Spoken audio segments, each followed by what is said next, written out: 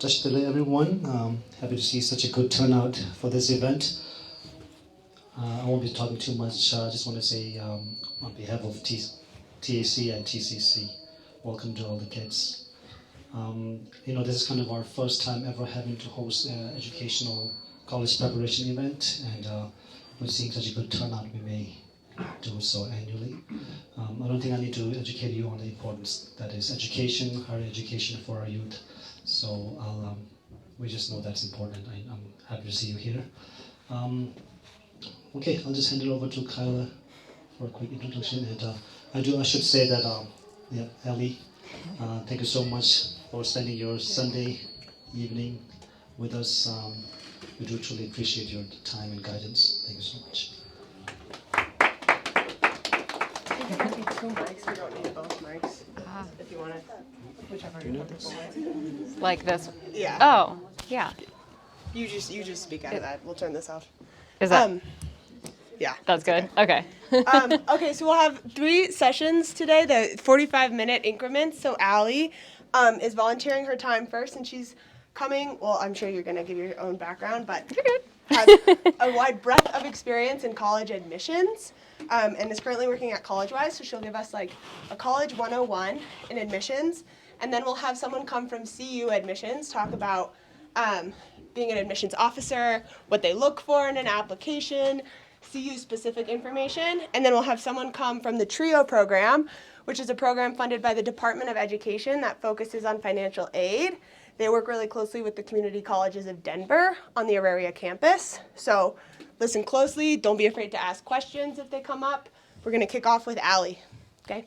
All right. Should I hold this? Is that? This one is just for the video. Oh, okay. For the audience. I think it's okay. Are you okay? Yeah. I can talk loud. But I'm happy to use the mic if that's better for some. Hi, everyone. Hi, my name's Allie, and I have a little intro slide that gives a little bit more about my background. But I would love to start by telling you a little bit about CollegeWise. So what is CollegeWise? Probably something you've never heard of. But CollegeWise is the largest college counseling firm in the nation. So we do work with students from all over the United States, as well as we do have international students as well. And so we have a team of about 70 counselors across the country. Work primarily with students virtually, so most of our meetings and kind of talking to students and families is over Zoom, but we also do things like this. So we do local presentations at schools, at community centers, and things like that. So a little bit of access and outreach about the college admission process in general, and then we also each have our own caseload of families that we counsel through the process as well. And so starting with students earlier in high school and then all the way through once they have applied and finished turning in their applications to college. And so we were founded in 1999 by a man named Kevin McMullen in Southern California. And so a lot of our families and students we work with are on the West Coast, but I do work with some students here in Colorado and then all the way over to the East Coast as well. And then some of my colleagues do work with international students as well. And so this is just a little bit about CollegeWise, so a little bit about sort of some of our outcomes in working with us and families that choose to sign on for some of our services and programs, but just a little bit about we've worked with almost 30,000 people from 1999 until today, and then we have about 500 years of admission experience across all of the counselors within CollegeWise. And so one of the reasons that I joined CollegeWise and decided to kind of take the next step in my career journey to work for CollegeWise specifically was because of our mission. And our mission is really that we want to give honest and transparent advice for families and students and help them with the best advice that we possibly can. And so that's something that is really important to me, and we hope that we can be one of the most trusted sources of college admission information in the country as well. So this is a little bit about me, but I am not from Colorado originally. I did not go to high school here or grow up here, but very happy to call Colorado home now. I actually came to Colorado to attend Colorado College for my undergraduate experience. And that is also where I ended up returning later on down the line after a few years working in K through 12 schools. I moved away for a little while, worked in Chicago, came back to Colorado and attended University of Denver, or DU as you may know it, for graduate school, and I got a master's in higher education and college student development. That led me to then go back to my alma mater, so I went back and worked in admissions as an associate director of admission at Colorado College, or CC as you might know it, for about 8 years. So in that experience, I read thousands of applications, and you may not know, but Colorado College is one of the most highly selective colleges in the country, but also here in the state of Colorado as well. And so that really helped me be able to make the transition now to kind of being on the other side of things, where I'm helping students and families kind of answering questions and walking them through the process. All right, so this is just a little bit of what I want to cover today, but just a super quick agenda, so you're like, why am I here? Maybe start to think of some questions that you might have for me at the end of my presentation. I would love if anyone has any questions. But this is, as Kyla mentioned, you all are going to hear from a couple other experts after this that are going to talk to you a little bit more about the more specific process of applying and what admissions officers look for, and then also the financial aid and kind of scholarship process. So I hope to kind of lead you all with like a broad overview of just thinking about college in general, like where can you start? That's what we're going to do today. So, big picture here. In the United States, there are about 4,000 post-secondary institutions. So post-secondary means after secondary school, right? So that's after high school. What are higher education opportunities that you have? This is a mix of 2-year colleges, 4-year colleges, technical or trade programs that are geared toward post-secondary students, and everything. There are 4,000. I'd love for you to raise your hand if that number, that total number of options in the U.S. surprises you. Does that number surprise you? No? To me, that seems quite high. There are so many options out there. And of course, when you look regionally or locally, that number, of course, is going to shrink quite a bit. But even in the state here of Colorado or in the Rocky Mountain region, you have a lot of different options when it comes to college. So there's not just like one size fits all. There's not just one pathway you can take. There are so many different options, especially if you broaden your search to be looking geographically different places. Maybe the best place for you isn't in your backyard. Maybe it is out of state, or maybe it's out of the city that you live in. And so just kind of thinking broadly that we have so many options here in the US for higher education. And so in the news, I think in the news and media, maybe when you're online or you're looking at the headlines related to college admission, really the colleges that make those news headlines is maybe 10 to 20 schools that the news and media is really following. And so when we think about having potentially about 4,000 options, know that there are so many other colleges out there that you have never heard of that may be a great place for you. So definitely thinking broadly, and make sure that you're not closing any doors. If anything, I want you to think about keeping doors open and really thinking broadly about all the different options that you have. When we think just about acceptance rates, a lot of what you might hear in the news, in the media, is about how hard it is to get into college these days, right? I think that is a big headline. It's so hard, there's so many more applicants than there were before, and it just keeps getting harder and harder to get into college. That is actually not true. So over 75% of the institutions in the US accept the majority of their applicants. And so there are so many different ways to pursue higher education in this country. And this pie chart just kind of shows you, of course, that the big blue part is the majority of the colleges in the US. They accept the majority of their applicants. It is a tiny, teeny little sliver of colleges that are so competitive that they are accepting less than, let's say, 20% of their applicants, and an even much smaller portion when you think about those single-digit numbers. And so, if anything, keeping in mind that the US actually has the most accessible system of higher education actually in the world. And so this is something to take advantage of and really think broadly about your different options. So these are the different types of colleges that we can think about and that I want you all to, when you start looking into colleges and start the different process, make sure you're considering and looking at the different types that there are out there. And so there are private colleges and universities, there are public colleges and universities, there are ones that have a particular focus area and may be a great choice for someone who already knows what they want to do and is looking for something a little bit more specific. You might think about pursuing an institution that has a particular curriculum or program that is really strong, or they have that focus area. And then finally, community colleges. Community colleges are a great option, and you can do everything from take maybe a class over the summer there as a high school student.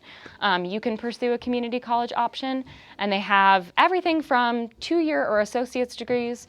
Some community colleges are now offering 4-year or bachelor's degrees, and then a mix of also other opportunities like taking classes to fulfill degree requirements for something else.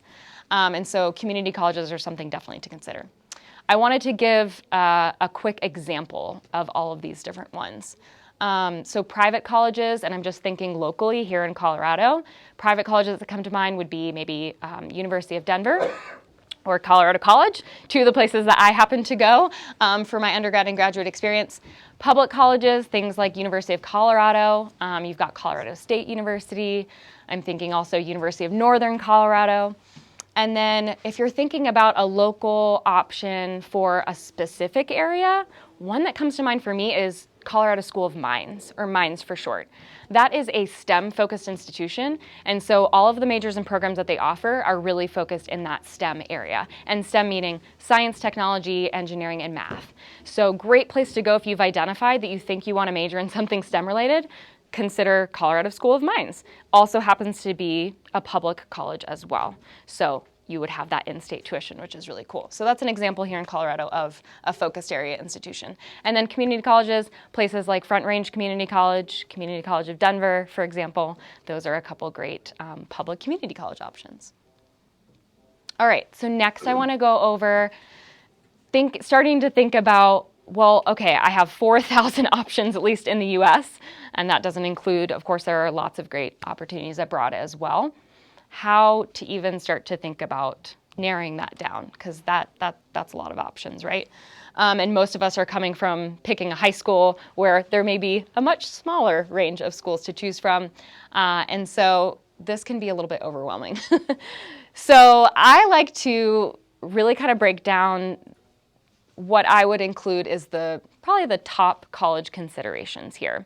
And then we'll go over some questions that you can start asking yourself to reflect upon or start to talk about at the dinner table, for example, or talk about with your friends as you're beginning the research process and looking into different colleges that might be right for you. So first is size and location. So when we think about different sizes, there are colleges out there that are only a few hundred students. And that might surprise some folks because I think sometimes when high school students are thinking about college, I think our brain automatically sometimes jumps to big, right? We think about those big universities that we know of, maybe the ones that are the public flagships in our state, and that's kind of what we think about. There's also other ways that shows up for us, like if you happen to be a sports fan and watching college sports, you might be thinking of some of those larger places, but I do want to note that there are lots of great options all the way down to just a few hundred students and everything in between. The largest university, I believe, in the US, or it might be like top 2, would be like Arizona State University. I think they have like 70,000 students, and that includes a mix of graduate students and undergraduate students. That experience is much different than going to, let's say where I went to a small private college here in Colorado. Colorado College is about 2,100 students. So there really is a broad range. And then location. Are you interested in going to college in a large city? Are you interested in maybe getting away from the large city and you're looking for more of a small town or like small college town feel? Everything in between, what might be good for you, what might be right for you, and then of course there's that geographic location as well. Do you want to stay close to home? Do you want to stay close-ish to home and maybe consider something within driving distance but maybe not in the town that you're coming from? Or, of course, you can consider all of the other thousands of colleges there are in the U.S. Across the states. Admission probability means that slide where I showed you that pie chart with the acceptance rates. So what is their acceptance rate? And then sometimes we have to break that down a little bit further. So there's an overall acceptance rate, but also there might be an acceptance rate specific for, let's say if you're applying into the engineering program, that might be a little bit more selective. Or we're thinking about if you might be applying to a college, a public college here in Colorado versus a public college out of state, there may be different acceptance rates for in-state and out-of-state students at some places. So sometimes that overall admit rate can be a little bit misleading. Make sure you're looking for your resources, asking questions of the admissions representative, et cetera, of how that admission rate kind of breaks down across different places. But definitely consider that admission probability because you want to make sure you have options, right? So not only applying to places that are super selective or hard to get into, but that you also have a range of places and how many students do they accept from their applicant pool historically. Academic options, that's a little bit about if you know what you want to do, it may be a little bit easier for you to kind of narrow down some places that could be good for you. If you are multi-interested or you have lots of interest and you're not quite sure what you might want to get your undergrad degree in, then I recommend you think a little bit more broadly. So maybe looking into colleges that offer lots of different majors and programs so that if you do change your mind along the way, you have some options and you can kind of switch those programs. So that's one thing to consider. Extracurricular activities, that may throw some of you. When you think about college, I think, once again, our brain automatically goes to, I think, academic programs. Going on to college is a really important step in earning a degree and potentially pursuing a career after that. But I do think thinking about what you're going to be doing outside of class on campus, right, is just as important too.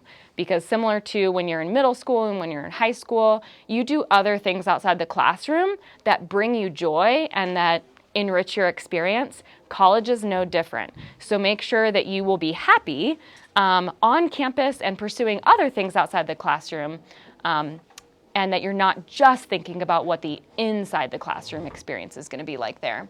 Affordability, that's huge.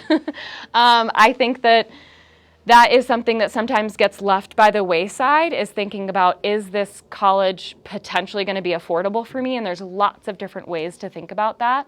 But between maybe need-based financial aid, or if you're going to be eligible for a particular scholarship that college offers or that particular major offers, definitely thinking about what is going to be affordable for you and putting that at the forefront of your process can really help to narrow down those thousands of colleges and universities. And then finally, future career pathways. So once again, I think this really comes down to, if you think you have an idea of what you want to do, I encourage you to get as much exposure and experience to that before you go to college as possible to really kind of test that out. But if you don't know, I would say making sure to choose a college that you believe is going to prepare you for the next stage in life, regardless of what that job looks like. But if you do have a particular job or career that you're thinking about, that you're matching that with the college option that you're thinking about, and how you're building that college list and all of the different colleges that you're considering, that they offer that so that they would prepare you for that particular thing. And this is where asking a lot of questions, doing a lot of self-reflection, I think is really important, and really relying on those people around you and taking advantage of lots of resources to learn about yourself and to learn about what you might be interested in pursuing long-term. And so our little tip here is just to start to make a list and maybe think about some of those non-negotiables for you that might fold into some of those considerations, but thinking about things like, if I am going to go away from home, what does that look like? So making sure you're finding an environment in which you will thrive and that will support you and kind of lift you up. You want to make sure that you're thinking broadly about what are those non-negotiables, what kind of experience do you want to have? And with that many options, I think writing that down or starting to make a list could be a good way to start. So some first questions to ask when you're thinking about where might I want to apply to college? And of course, you got to think about more than one place. So we'll talk about building a list in a little bit.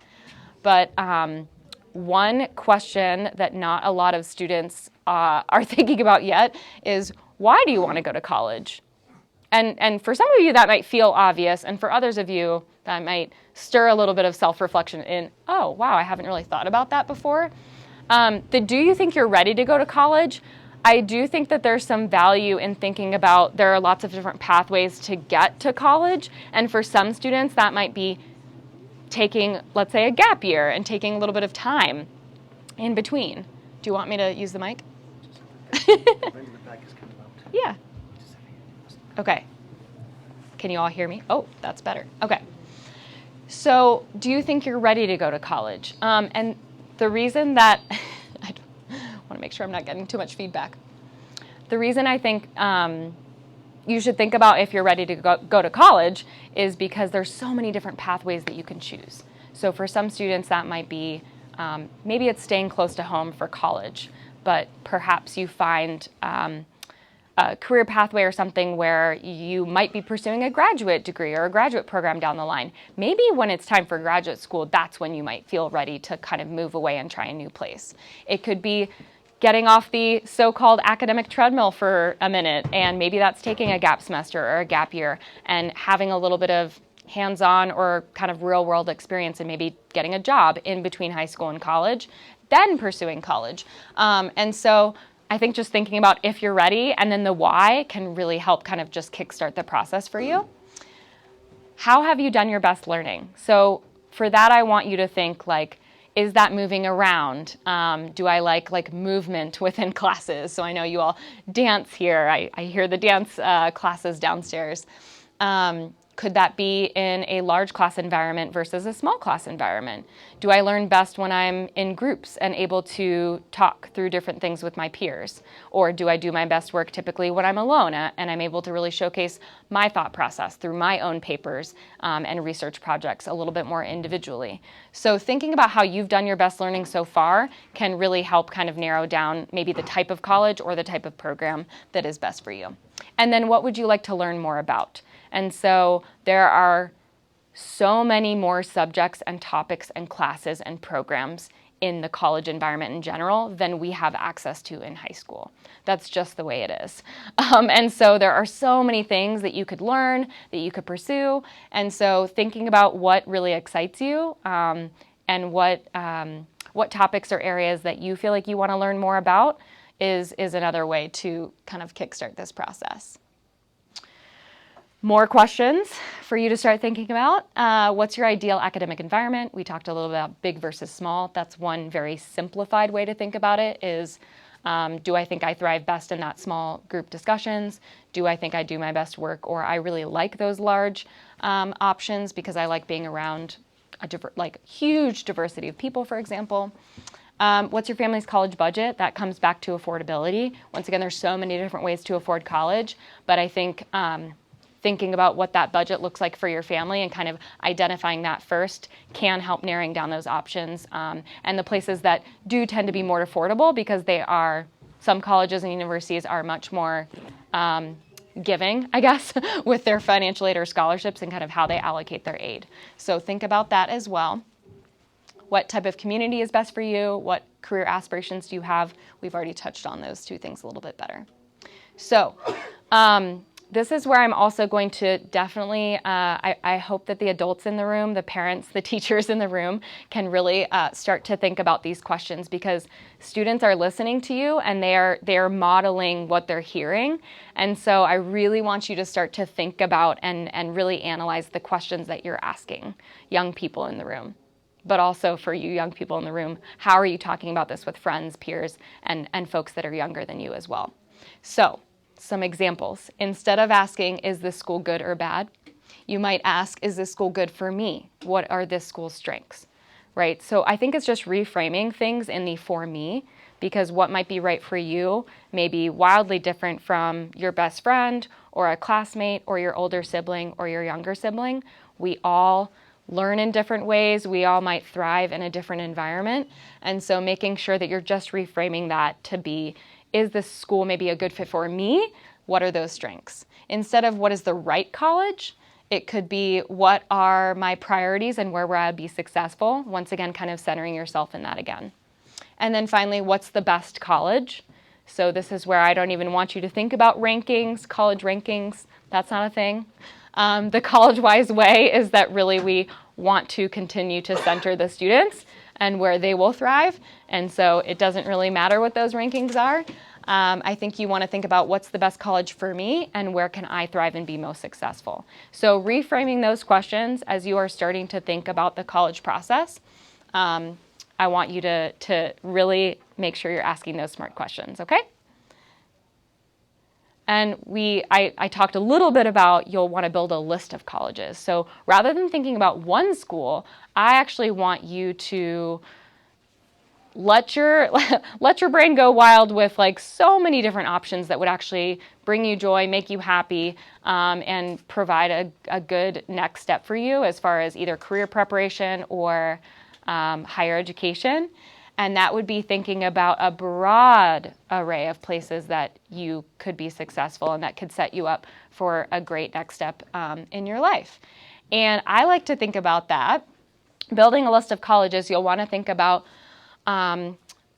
this is thinking about those acceptance rates and also thinking about the majors that you're thinking about if you know that already.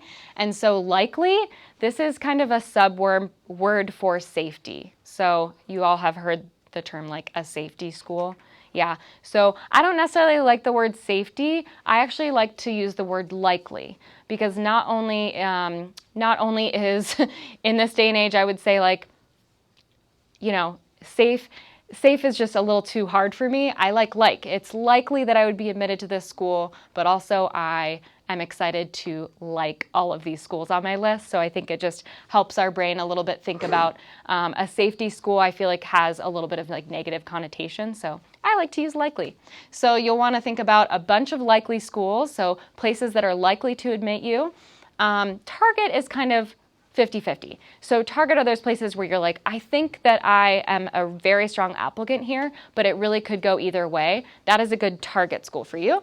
And then a reach school would be places where kind of thinking about those colleges or universities that accept, let's say, 20% of applicants or fewer. On paper, you could be the most perfect applicant with maybe you've gotten all A's and you've taken lots of challenging courses. You do a lot of things. You have lots of extracurricular activities. Maybe you're a leader in your community. That is awesome. But there are some colleges and the ones that accept 20% or fewer, I like to deem as a reach school for everybody. So you really can't predict when you get to that type of acceptance rate numbers. And so thinking about having a small number of reach schools, some target schools, and then enough likely schools so that at the end of the process, you are going to have options and you are going to have choices and feel empowered to be able to make a choice about your future. If this was reversed, okay, and you had a lot of reaches and maybe hardly any likely or targets, you might not end the college process with as many choices as I would like you to have. I want you to feel excited about the next step. And if you're left with only one place that accepted you, that doesn't give you a lot of choice. And so make sure that when you're building your list, you're thinking about this in terms of the number that you have on your list. Okay. Here's a little checklist for thinking about, especially for those of you that are maybe heading into junior or senior year, if you are actually actively thinking about applying to colleges and where should I apply, I recommend kind of organizing yourself and really looking at that list. So making sure that somewhere you have that written down. There are lots of ways to do this. You can, of course, build your own and organize your own spreadsheet or Google Doc or however you want to do that. Your school might also have a way that you can organize your college list. So your school might offer something like what's called Naviance or maybe My Learning. There are lots of platforms where you can kind of build your college list. Once again, making sure that you have a little bit of balance in that list and that it covers the ground as far as answering yes to all of those reflection questions that we talked about before. But you'll want to aim between 8 to 12 colleges. That is just a general number. It really depends on lots of different factors of how many colleges you should apply to, but I think if you are creating that balanced list, that's a good number to aim from. For some students, it's going to be much smaller than that. Maybe you have like a couple of reaches on your list that you're super excited about, but then maybe the majority of the rest of your schools are actually likely schools for you, schools that you are very likely to be accepted to. And so maybe your list is a little bit smaller, and that's totally fine. So I recommend talking with your school counselor to figure out a good number of schools to apply to for you.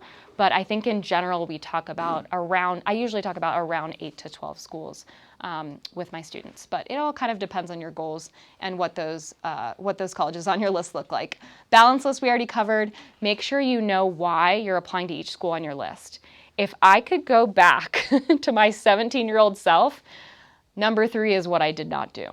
And so what ended up happening is that I had a lot of schools on my list that I really didn't have a good reason to be applying to. I didn't really know why I was applying. I was just kind of applying. And that's extra work for you. It's extra work for the support people in your life. Like your parents are going to be submitting financial aid forms and things like that. And so you want to make sure that you are really thinking intentionally about the list. And if you don't have a why, that might be a reason to remove that school from your list potentially. Start broad and narrow it down. So remember in the beginning when we talked about how there's thousands of college options in the country, you do want to start to think broadly.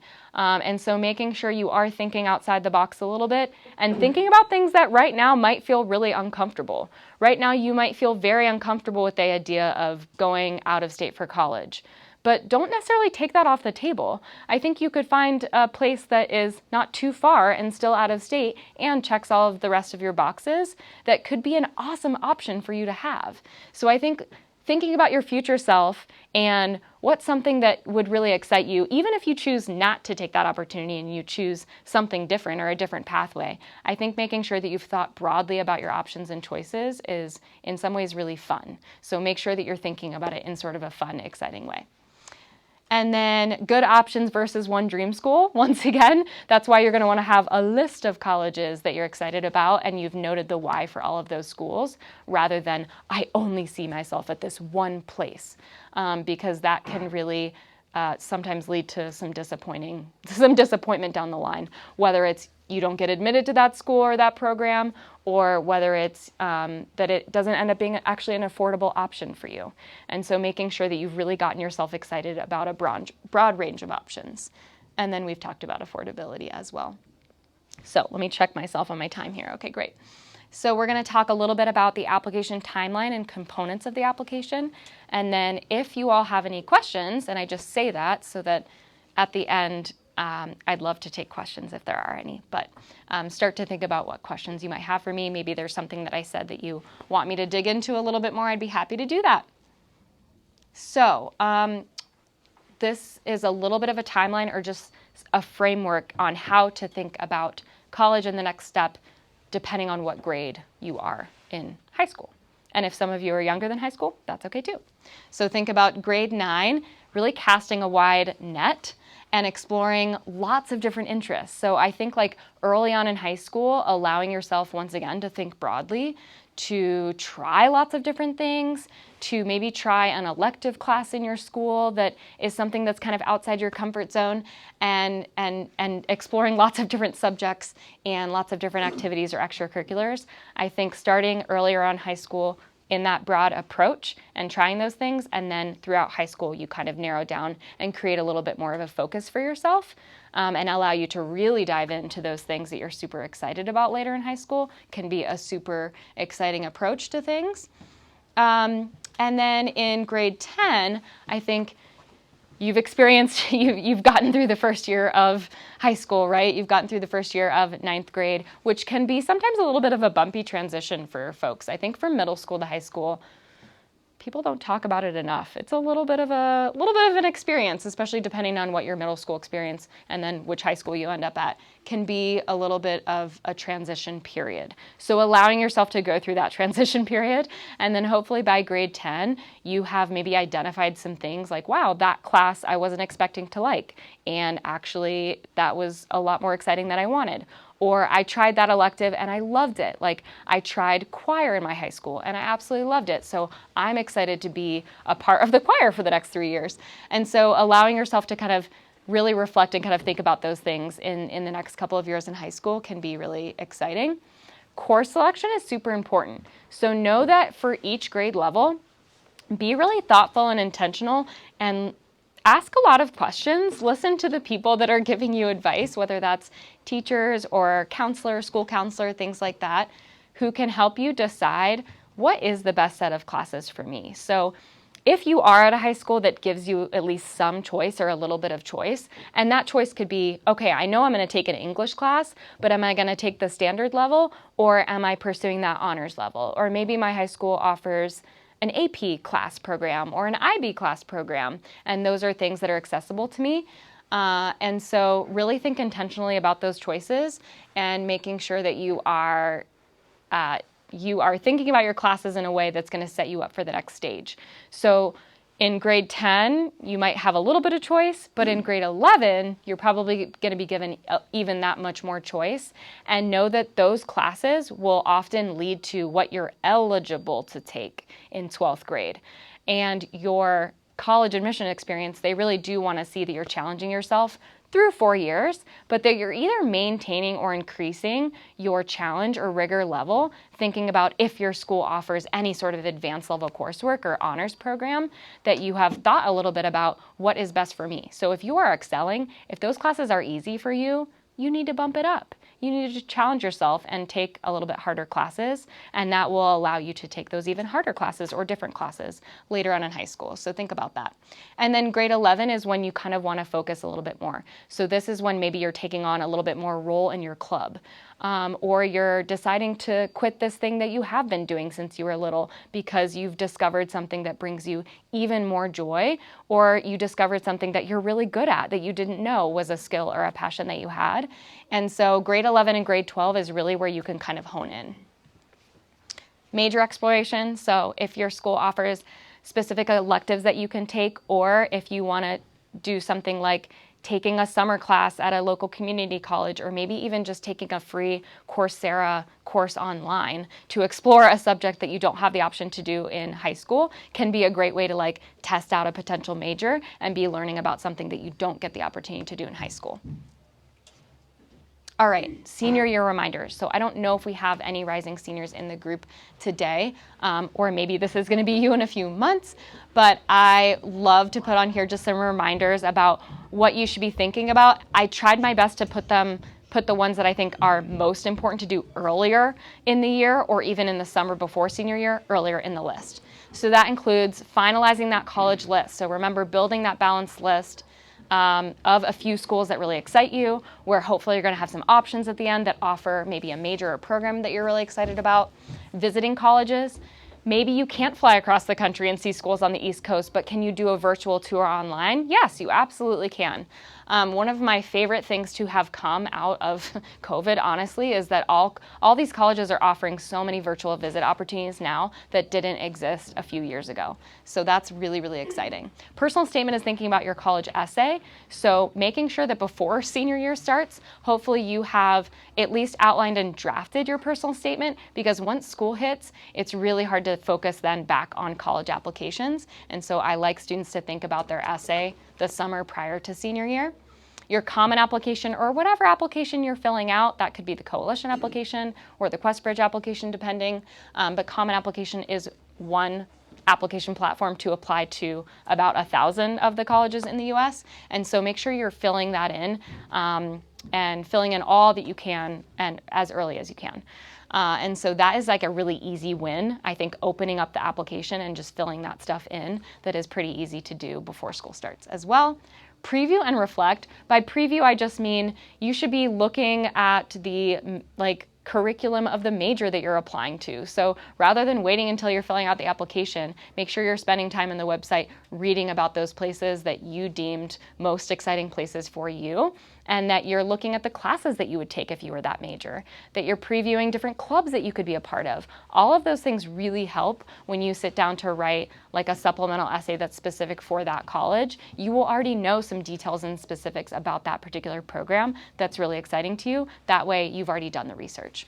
And then we'll talk about optional things in a minute, and allow yourself to just fall in love with lots of different things. So once again, that's falling in love with not even just the idea of going to college right away, but that could be falling in love with the idea to start your college options abroad. A lot of colleges have first year or freshman opportunities for you to actually start away and studying abroad for your first year. Or that could be, hey, I know that I need a breather and a break. So maybe that's taking a semester or a year off before you're going to college. Allow yourself to really get excited about all of the different things that you could do in front of you. And then don't forget to thank your support people. So thank your parents or the other adults in your life, your teachers, your counselors, people that you work for, anything like that. Make sure you're thanking your support people.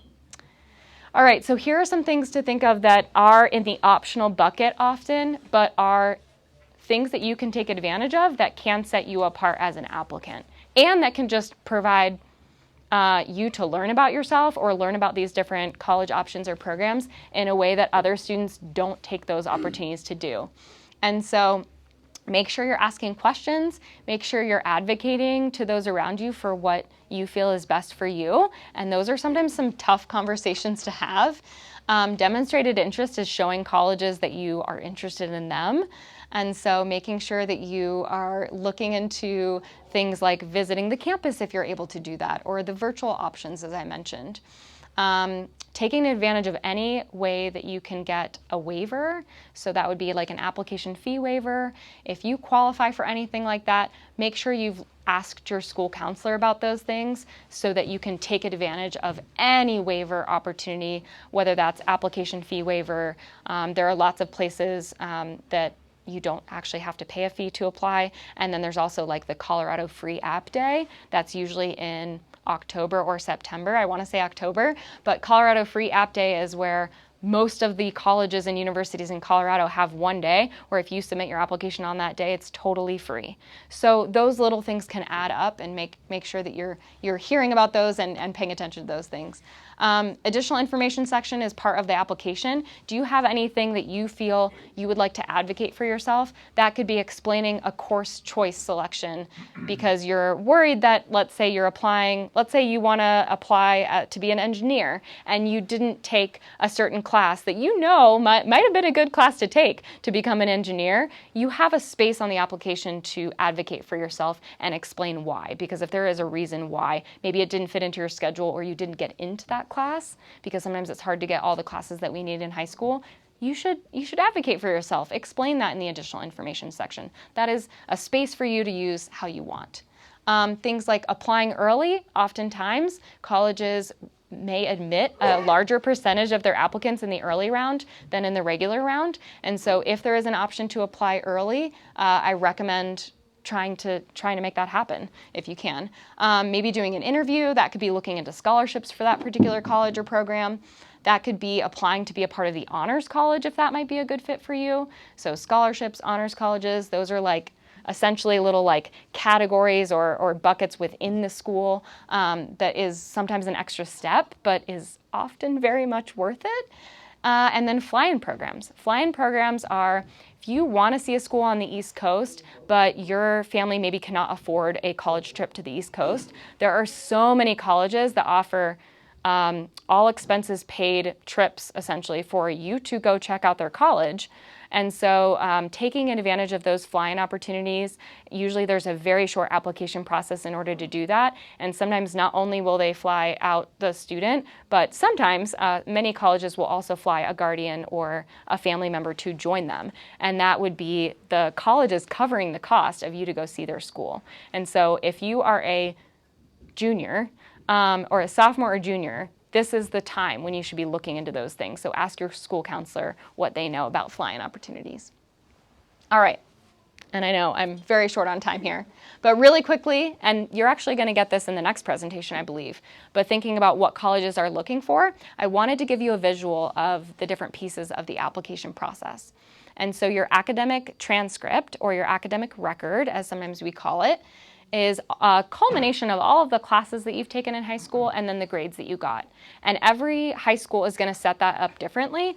And so the transcript is really what that looks like. And that is going to be, I would say, the thing that weighs the heaviest in the process would be the classes that you took in high school and the grades that you got. That is the biggest weight in the application process. Standardized test scores, that would be like taking the SAT or the ACT. And colleges sometimes do not require these anymore. So this is kind of a weird time for the test requirement because it's in so much flux. So just know that that is sometimes a piece of the puzzle, but it doesn't always have to be. Extracurriculars and awards, so what have you spent time doing outside the classroom? I also want you to know that extracurricular activities does not just mean clubs or sports or music. It can also mean things like family responsibilities, taking care of family members. It can also mean work. Maybe you have a part-time job or you're planning on having a part-time job. That goes in that same section. So anything that you've spent time doing that contributes to your life, people around you's life, or your school or community, those are the things that go into there, and a lot of colleges take those things into consideration. Letters of recommendation, not all schools require letters of recommendation, but many do. So make sure you know the policies and that you have talked to your teachers and your school counselor about letters of recommendation. I guess early on, I recommend kind of starting that conversation in junior year. And then finally, essays. Some schools do not require essays, most do, and I would say most students will at least write one, and that is kind of the main personal statement essay, or what we consider the big college essay.